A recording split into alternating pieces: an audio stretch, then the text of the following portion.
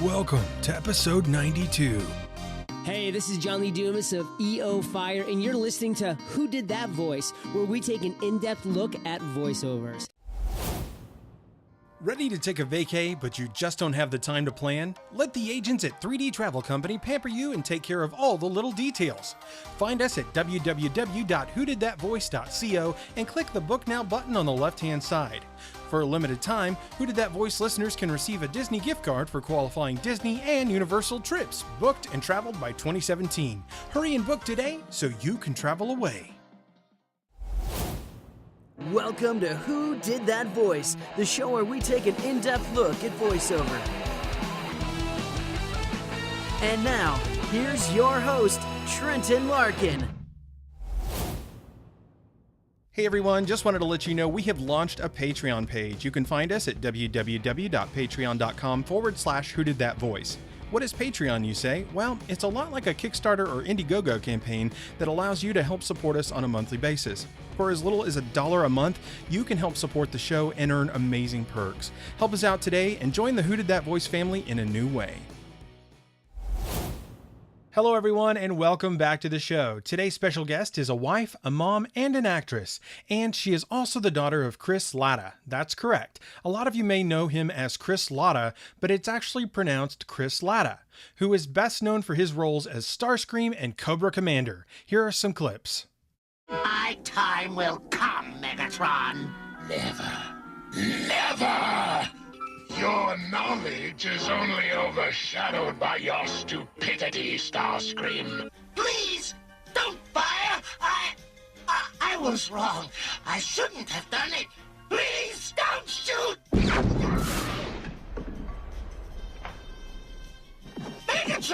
Megatron! You misjudge me if you think I'm motivated solely by selfishness. Why should we war among ourselves when we have G.I. Joe for a common enemy? In fact, I order you to create this perfect Cobra leader so I too may follow him to victory. Cobra! Now sit back, relax, and enjoy the show. Hey everyone, and welcome to another episode of Who Did That Voice? Today on the show we have Abby Cluster joining us today. Abby, thanks so much for coming on the show.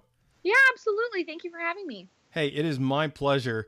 You know, the very first thing we always like to do when we start our show out, Abby, is just to get a little background on who our actress is, or actor of the day is, and just tell us a little bit about you growing up, and how did you get into this crazy world of acting and voice acting? I started out, probably my first foray into performing was I took dance classes as a kid and stuff like that, and that led me into doing some musical theater. Which was one of my favorite things in the whole world to do. And my when I was in my teens, I did a lot of theater in and out of school and some professional stuff. And then I discovered that I really liked. My father was, as most of your listeners probably know, was a voiceover actor. His name was Chris Latta. He went by Chris Latta and Chris Collins. And I was listening to some of his old stuff, and I was just kind of like, you know what, this is something I'm super interested in. And so as I was kind of moving on, I actually found an old box of his scripts and like call sheets and that kind of stuff. And I started kind of just looking through them and just like going through on Facebook and just kind of seeing like who was still working and who was like just kind of researching stuff. And I sent out some direct messages to some people and heard back from some people who worked on Transformers with him, and it was a crazy time because it was like a couple weeks before my wedding and like all sorts of nut stuff was going on, and I got put in contact with someone who works Pete Sinclair, who works for BotCon, which is the Transformers convention. Yeah. And he asked if I wanted to come and do a voice on a panel for them and like kind of meet some of my dad's fans and stuff like that. And I was like, yeah, absolutely. And so I ended up reading this like fan comic on a panel with like Neil Ross and Morgan Lofting and David Kay and Greg Berger and all of these like, so it was like me and all of these amazing talented voiceover actors Absolutely, yeah. in front of like 1,000 people, and that was Wow. my very first thing I ever did that was voiceover related. Wow, that is super epic. Yeah, so I guess it'd be going, from it was kind of trial by fire, but it was one of the most amazing and crazy and whirlwind experiences I've ever had, and it definitely lit a fire under my butt, being like, yep, that's what I want to do. This is the most fun thing I've ever done in my life, and I'm going to pursue it. That is fantastic, Abby. Thank you so much for sharing just a little bit of your background. And for those of, I'm sorry, go ahead. No, it's kind of a fun story, and it's that's always going to be one of my favorite memories as I continue to like pursue this, that I've gotten to, jump in and work with some amazing people right off the bat. I mean, what an amazing start. I mean, I don't think you can get much more incredible than that. Yeah. A panel of like iconic voice actors, and you're just sitting there going, wow, I'm new to this. This is so awesome. Yeah. It was pretty insane. Yeah, I know. I would have been flipping out like, holy cow, this is crazy. But for those of you who don't know, Abby's father, Chris Latta, was the voice of Starscream and the voice of Cobra Commander from G.I. Joe, and an extremely epic and very familiar voice to a lot of people who grew up in the 80s and 90s, and even people today if you're a fan of those franchises. Abby, you were kind of talking about being a dancer, which led into theater. And I know right now you're actually in a theatrical production called Hairspray as the lead female actress, Tracy Turnblad. What is that like, getting to be part of such a very up-and-coming, epic, pretty amazing musical? It's a part that I never thought I would really get an opportunity to play, because I'm a little bit older for playing Tracy, but I happen to be blessed in that I play much younger on stage. Yeah. And it is truly a dream come true to be able to play this part, especially now. Like, it's got such a positive message and such an upbeat and fun way of presenting things that are important issues that are still important issues today, like racism and how to kind of overcome obstacles and really pursue your dreams, which is something that I feel like most people can relate to. Yeah, I totally agree. But it is a challenge doing that part. In Act 1, I leave the stage for maybe a minute and a half at one point, and in Act 2, I have one song that I'm off stage for. But other than that, I'm constantly on stage dancing and singing, and it's from top to finish. It's probably one of the most challenging experiences, but one of the most rewarding experiences I've had in theater so far. Well, that is fantastic to hear. And I know some of the other productions you've been able to be a part of are stuff like The Chorus Line, Music Man, Annie Get Your Gun, and one called Marvelous Wonderettes. Could you tell us a little bit about that show, and what did you play in that particular production? Yeah, it was actually such a fun show. It's set in the 1950s and 60s. It's only 4 people in the cast. It's 4 women. And in the first act, we are at our high school prom, and we're all vying for prom queen. And it's what's called a jukebox musical. So we're actually singing hits from the 50s. And then the second act, we come back 10 years later at their high school reunion. And the girls are all kind of catch up on where they are as friends, where their lives have gone. And then we're singing songs from the 60s. So and the character that I played was Susie Simpson, and she is the most. She's the character-y character. She has a very she talks way up here. She's very high pitched, and she's like, oh my gosh, she's a little bit ditzy. And throughout the first act, actually the whole act, she chews bubble gum, and so that was a challenge, is learning how to chew and blow bubbles all the time while singing. So that was pretty funny. Oh wow! So you actually had gum. Yeah, I had gum in my mouth for the whole first act, which was kind of funny. And then she actually comes back in the second act. Her character is 8 months pregnant. So then I had to have a fake pregnancy belly that I wore for that. So it's a pretty funny character. And halfway through the second act, she breaks out of that little girl voice and actually sings this big, huge, belty, soulful. She actually sings "Respect" by Aretha Franklin at the end of the show. So it's pretty funny to see get to play with that kind of turn in your voice as well. Absolutely. Your character had such a diverse like aspect to her that you were able to do tons of stuff physically and vocally. That's fantastic. That's pretty fun. Well, it sounds like a pretty awesome musical. And I know I've seen some of the pictures on your Facebook and I was like, I wonder what this is from. And then kind of talking before the show, when you mentioned it, I was like, well, that is fantastic. I love the 40s and 50s, the music in those eras and the dress and everything. It's just fantastic. Great. Great. I think the way the costumes were just very unique to culture in our society. So Totally. Yeah. So as far as voiceover goes, I know you haven't really been able to dive into animation and everything like your father yet, but you have been able to use your voice for industrial and educational videos for companies such as Pepsi, and maybe like doing a video for like investors, you know, trying to help them kind of come on board with a project that Pepsi or whatever company might be trying to pitch. And what kind of voice do you like train for or prepare for to do those videos? Is it kind of robotic? Is it kind of, you know, I don't know, dive into it a little for me. You know, what's funny is, it actually was something that I never thought about as an aspect of a voiceover like career. Like, you know, when you first start thinking about it, you're like, oh, animation, and that's what voiceover is. But voiceover is used in like so many different aspects of your daily life that you may not even like think about. Yeah. Because like one job that I do is I locally here, I'm the voice of the Ventura County Credit Union. And so like I do their web spots and I do stuff for them. But one of the things I do is like, I do their hold messages as well. So like, you know, when you call and you listen and you're like, I'm like, let me tell you about our low APR and financing to like, and it's just funny because for something like an industrial, it really depends. Again, it's just like animation in that it depends on what the client's looking for. Sometimes they do want something a little bit different or more charactery, and sometimes they want something that's very straightforward. Yeah. But it really made me learn how to be comfortable in my own voice, which is really what they want. A lot of things for something like that is they want something real.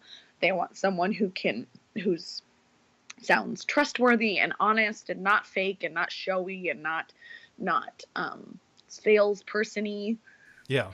But it's really such an interesting aspect of it, in that you have to sound professional and you have to sound like you know what you're talking about, but like, you know, I just got all the copy the day before, like, so just but so honestly, like it's really helped me find confidence and a comfort in my natural speaking voice that I really didn't have before I kind of got into that. You know, I was always being silly and creating these silly characters and like making funny noises and all this stuff when I would be just in normal conversation, just as it, you know, sometimes I think just as regular people, it's hard to be confident and just comfortable with yourself.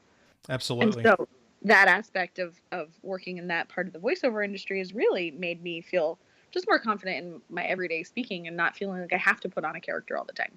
Absolutely. Well, you know, I know a lot of voice actors that I've talked to have said sometimes they feel more awkward using their own voice than they do becoming a character. Totally. Being a character is easy because it's something you kind of have more control over. Whereas like when you have to be yourself, you're like, oh, well, this is just me, and I hope you like me the way I am. Like, it's so it's a little bit bearing all, but it's more and more comfortable the more I do it. That's fantastic. Well, you know, sometimes it's when we break into those things that we're not as familiar with, or those things that we didn't know really existed, that we break out of our comfort zones, become more confident, become more, you know, in the know about our professions. And then when we finally get to something that we have a deeper passion for already before that, it just makes it that much more exciting when we finally get there. Yeah, absolutely. Like I've got some pretty cool stuff coming down the pike that I'm actually, you know, not allowed to talk about yet, but it's been a great, like, you know, this year has started off in a place where I never could have imagined that I'd be in these, you know, rooms with these people and you know, getting callbacks and stuff for stuff that I would like, you know, like watch when I was a kid and be like, oh, I want to do that. And like, now I'm like part of it. And it's just so, it's so fun and silly and, really quite amazing where your life can take you if you really stick to pursuing stuff that makes you happy. Absolutely. I totally agree with you, Abby. Well, you know, it sounds like you are holding out a little bit on me, but I understand with the NDA and everything. I know, I'm sorry. I promise can, I will. You know, but it's so funny because Daniel Ross told me the exact same thing on our first interview, the one that mentioned you on our 4th episode, and said, I got to have Abby on the show. And I was like, man, that would be fantastic. And, you know, I know that sometimes you're working on these amazing projects and you just have to hold them in and you're dying to tell people, but hey, we'll have to have you back when all of that comes out and let everyone know. I'll be happy to. I'll jump at that opportunity for sure to be able to talk about more exciting stuff. But you know, it's what I like about voiceover and just acting in general, because, you know, I don't just do voiceover, like I do a lot of theater and that kind of work too. And it's so much fun because it's hard work, and it's very, it's, you know, you have to have a lot of self-confidence and you have to have a lot of resilience, because you're going to get told no 100 times over before you get one yes. And then you get that one yes and you're like, okay, I got the yes. And then you're going to hear no again, like 100 more times. Like you just have to be able to like hold on to the things that make you happy and have other things that fill you up too. Like, you know, I have 2 kids, and being, you know, I'm very involved in their school, and I have my husband who I adore, and, you know, we try to fill our lives in places that it doesn't, that the no's don't mean everything, you know? Yeah, absolutely. Well, you know, it's amazing that you are a mom, a wife, and an actress. You've got a full plate and you juggle it well.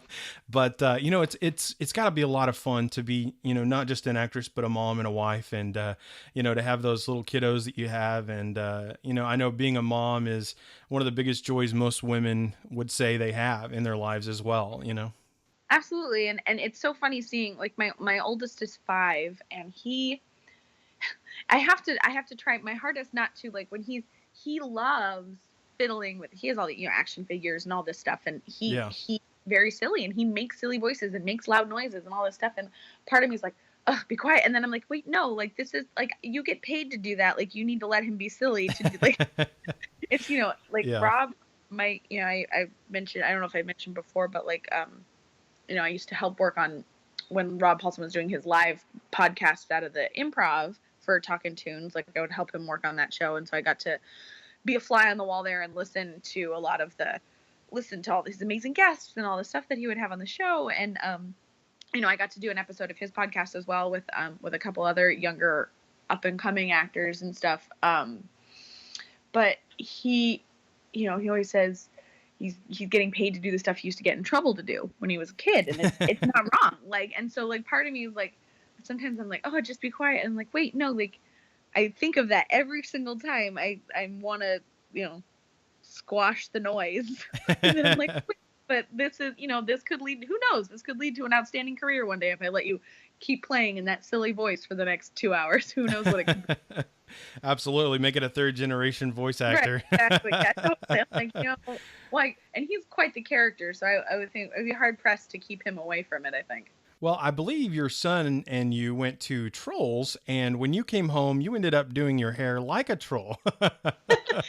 True, yeah. We do dive in full force when he gets into something. He was like, Mommy, can we do poppy hair? And I'm like, yeah, why not? Let's figure that out. You know, stick a soda bottle in there and put it up high and you know, have fun with it.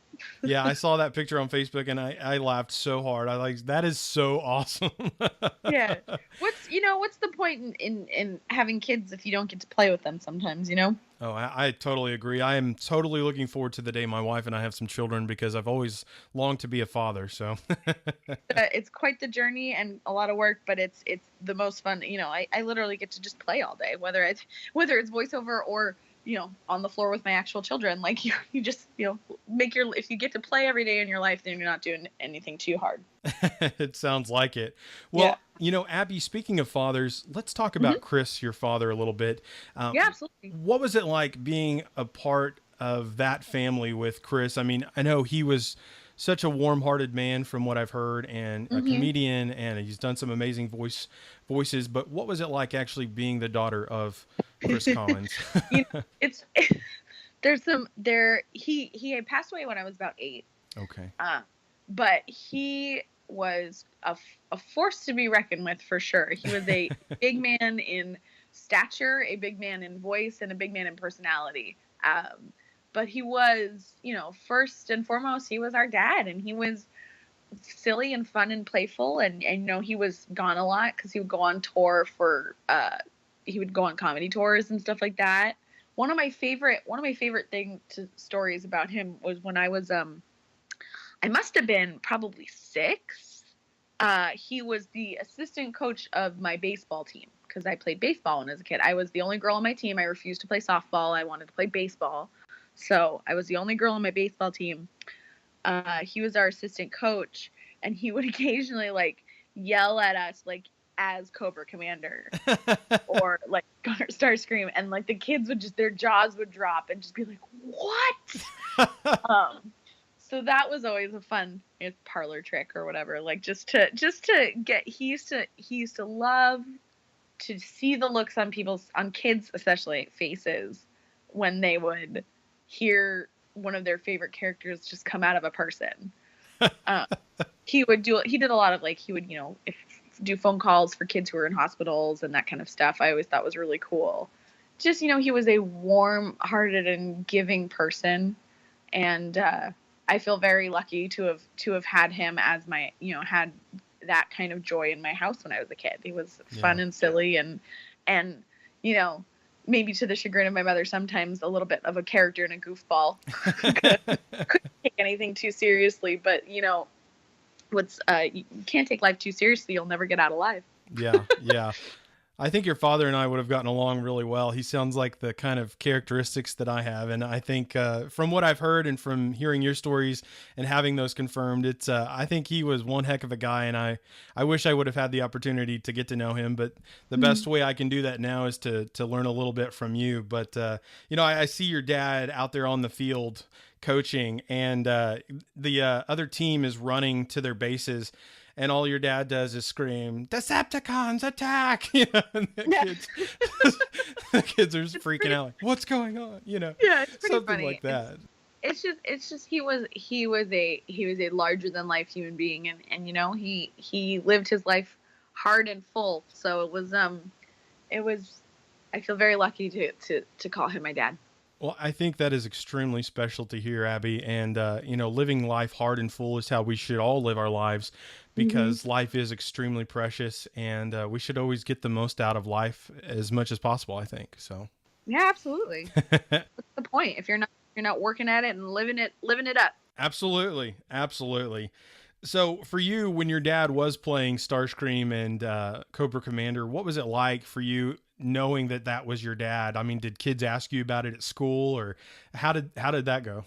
It's so funny because it kind of it didn't seem like such a big deal to me. That was your dad's a police officer and he goes to his job, and my dad's a Decepticon and he goes to his job. I don't know, it just when you're that age, I feel like it doesn't. That's just my dad, and that's just what he does. Yeah. In hindsight, it's kind of funny. I realized it was not just a normal job that any dad went and did during the day. But when I was a kid, that's all it was. That was he was like, okay, well, I'm going in for a session. I'm like, all right, bye. I'm going to school. It just doesn't seem as weighty. And you don't really kind of understand that. I always knew that that cartoons had voiceover actors, and I always knew them as people as opposed to cartoon characters. Because it's just, that's where that's the same thing. My son does the same thing. He'll be like, well, who's the voice of, he'll be watching a show, be like, who's the voice of Poppy in Trolls? And he associates it with a human being more so than that's a real character. Yeah. He's fascinated by he's actually fascinated. He likes to play with my microphone a lot and stuff. I think I'm going to be hard pressed to keep him away from following in the family tradition, I suppose. Yeah. That's fantastic. Well, with your son's fascination, it sounds a lot like mine. Whenever I heard a voice, I would either say, man, that voice is the exact same as this other character I know. Or if it's totally, yeah. Or if it was Marvin the Martian or something, and the voice sounded different, you'd be like, why does he not sound the same? Right. It's funny. It's I always just have assumed that everyone understands how voiceover works, just 'cause it's just, when you live a certain life, like you're like, this is normal. Yeah. Yeah. But like I had a friend recently who'd be like, okay, I have a question. When people do voiceover, do they like change people's voices with the computer, or does one person actually like do a bunch of, I'm like, no, usually like if you see one person that does different voices, it's not, they haven't altered it in any way. Like it's just, it's their ability. Like they have this range and ability to do all this different stuff. And they're always just like, they're like, what? And I'm like, yeah, like, which, they're like, that's crazy. And I'm like, I know, but that's kind of what we do. So it's kind of funny to realize that it's not common knowledge for everybody, that it's just, that people are crazy talented and it's have quite a variety of what they can accomplish with these little vocal cords. Absolutely. Well, it's funny, speaking of people kind of not always knowing about the biz, I was talking to these kids standing in line to watch the new Power Rangers movie, and I was explaining what I do, and they were like, what? Like, what do you do? Yeah. And then, when I explained it, what's a pod? Yeah, that was the first question. But, then I handed them my card and they're like, what's this? No, but, so, the kids were asking, like, what is voiceover? And, talking about like a character on the actual Michael Bay films who played in Transformers. And they said, you mean those aren't done by a computer? Like they just thought it was something computer generated, like the voice of Siri or something, which is also an actress, but they thought it was more of a robotic type thing. And I thought, well, that's kind of interesting. I would have never thought that, but coming from my perspective, and having a different understanding of voiceover from someone who didn't, I never would have thought of that different perspective. So it is interesting how other people perceive it. It's kind of cool how I feel like I have this little bit of knowledge that I can impart on people when they ask me. Like, yes, I do know about that. Thank you for asking. Here's a question. Like, aha, my knowledge is useful. Yes, my knowledge is useful. Which leads into that nerdy aspect that you and I both share. Yes. I like having nerdy knowledge and being able to share it with the masses. It's like fun. I know everything about the Enterprise, but when is it going to help me? Yeah, right? This is your moment. This is the moment it helps you. Congratulations. Oh, wow. So what kind of advice, Abby, would you have for a young aspiring actress or actor who might be looking at joining this crazy world of acting and voiceover?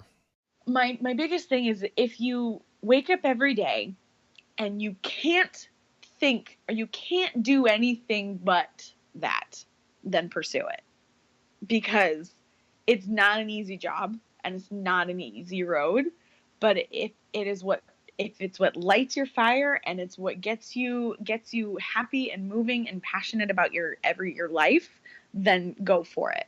If you're passionate about other things that have like a real career path, maybe try that. But if it's something you just can't stay away from and you can't not do it, then I think it's worth going after, because it's a hard life sometimes, but it every day I wake up and I'm so blessed to be able to go out to my little studio in my garage and, even send out, I feel blessed when I get an audition from my agent. I'm like, yay, I get to try this today. And every day that I have the opportunity to put my voice on an MP3 and send it out and hope that it gets to someone who wants to hear it. And honestly, like, just the opportunity to just have fun in the audition is such a blessing to me every day. So I can't, if you can't do anything else, if you can't think of anything else, you wake up and it's something you can't stay away from, then just every day try a little harder and you'll get there. It's quite a roller coaster, but it's also incredibly rewarding. Well, I think that advice is super fantastic. Pursuing something that you just have an undying passion for is definitely the way to go. If you don't follow your heart's desire, if you don't follow the dreams that you're passionate about 24/7, then what's life all about? Do you have any social media that people can reach out to you, whether they have questions or maybe they're even interested in hiring you for a project, maybe possibly a Transformers or a G.I. Joe project even? Hey, I will take it. My Twitter is at @A_Ryan C. And so I'm on my Twitter a lot. People can find me on Facebook, Abby Cluster. But yeah, what's funny is, like, you've ever heard this term, like, the shoemaker's kids go barefoot? Yeah. Like, my husband is actually like a social media, like, marketer. That's what he does. And I'm like, oh, I don't really, I'm not very good at remembering to, like, update things. But like I'm working on a new website, and that'll be abbycluster.com. But it's under construction right now because I'm terrible at getting on my computer and actually doing things with it. But I am working. That is something I am working on getting better at. It's a constant, it's one other thing to add to the fire of my everyday balancing act. But definitely on Twitter and Facebook. You can find me on Twitter and Facebook for sure. Fantastic. Well, it's absolutely awesome that you were able to get abbycluster.com, because I mean the .com alone is amazing, and that someone else didn't steal your name for some reason. Right. But that's awesome. Huh? My name. Yeah, absolutely. Well, I know so many actors will be like, yeah, I couldn't get my own name. I'm like, how dare they? Like. Luckily, Cluster isn't too popular of a last name. Yeah, it is pretty unique. My name is Mary Smith, and I would like to purchase marysmith.com. Never. You and 5,000 other people. You and 10 million other human beings. Well, Abby, I have 2 final questions for you today, and we'll wrap this interview up.